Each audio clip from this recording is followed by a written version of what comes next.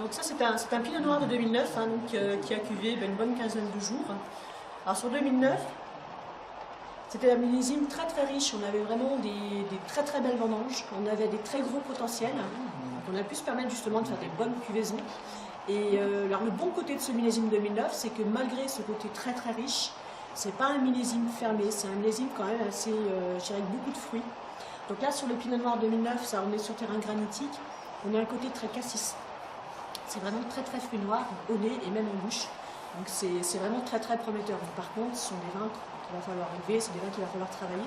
C'est des vins qui ne seront pas évidemment sur table tout de suite. Mais 2009 sera vraiment un très très grand millésime.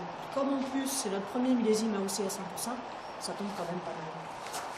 Nous terminons ensuite ma sélection par la cuvée Puréal, qui est donc la grande cuvée de chez la famille Laurent en millésime 2005, toujours en 5%. Mais là, on est sur un vin beaucoup plus tannique et beaucoup plus long en bouche. Toujours pareil, on est sur du pinot noir et du gamay, mais là, on a un passage pour le pinot noir en barrique neuve, donc un peu plus marqué au niveau du bois. Là aussi, on a besoin de le carafer, mais quand vous le mariez avec un plat, c'est-à-dire qu'un gigot d'agneau ou un plat un petit peu plus en sauce, un filet de bœuf en sauce, il n'y a aucun souci, c'est vraiment un joli mariage parce qu'il y a la texture et la longueur en bouche pour pouvoir le supporter. Si on veut préconiser donc des propriétaires ou des vins, oui, bien entendu, on a, bon, pour moi, la palme sur ceux avec qui je vais le mieux travailler.